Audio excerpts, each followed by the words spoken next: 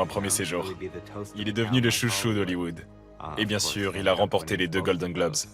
Omar admirait tellement le cinéma hollywoodien que quand il a été plongé dedans, il était en admiration devant tout le monde. À l'époque, des juifs, des musulmans, des catholiques, et tout le monde se fréquentait, tout le monde jouait ensemble, et c'était tout à fait naturel.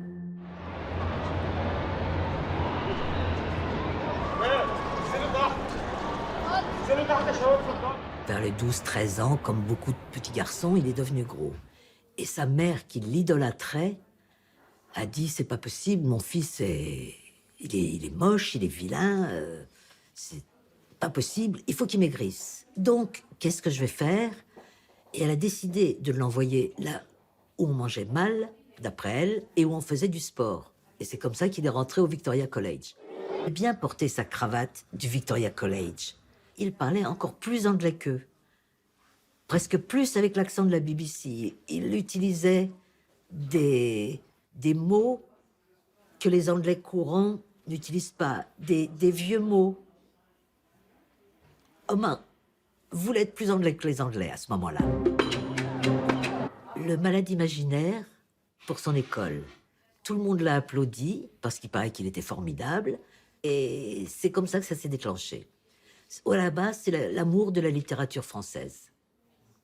Et après, les applaudissements. Se sont mariés. La raison pour laquelle Omar s'est converti à l'islam. Parce qu'il était hors de question. Orateur à la carrière d'Omar de jouer avec elle. Ils formaient un couple de légende. C'était les Brangelina, les Brad Pitt et Angelina Jolie de l'époque. Ils ont eu une liaison. Et une photo d'eux en train de s'embrasser a été publiée dans la presse égyptienne. Il y avait une photo de leur profil avec le croissant sur la joue. Donc c'est là qu'il les a fait partir du Caire et se sont installés à Madrid. Mais Omar est resté toujours profondément égyptien. Il n'a jamais voulu prendre aucune autre nationalité, alors que tout le monde aurait... Même il aurait pu prendre la nationalité monégasque, à mon avis. Il n'a jamais voulu changer son passeport. Ça a toujours été un passeport égyptien.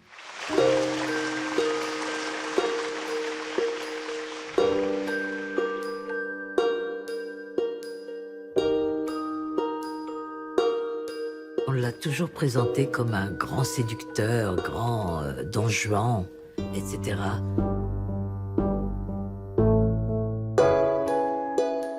Mais Omar, en tant qu'acteur et en tant qu'homme, ne se regardait jamais dans un miroir. Jamais.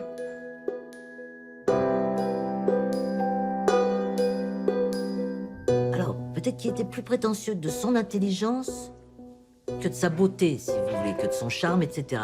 Il était très conscient, peut-être même un peu trop, de son intelligence. Très joli coup. Je pense très sincèrement qu'entre une soirée dans un tournoi de bridge et un dîner avec une dame, je pense qu'il aurait toujours choisi la partie de bridge. Peut-être qu'on lui reprochait son côté dilettante, qu'il s'est forgé lui-même sans s'en rendre compte, c'est-à-dire le fait qu'il aime autant jouer au bridge et que donc il refuse quelquefois des films pour pouvoir participer à un tournoi de bridge. Peut-être que ça, on ne lui a pas pardonné. Tu es aussitôt relégué à une place secondaire. Ça ne lui plaisait pas qu'à Hollywood, en fin de compte, que les gens soient aimables avec lui ou qu'il ait la meilleure table au restaurant dépendent des entrées qu'il pouvait faire au cinéma.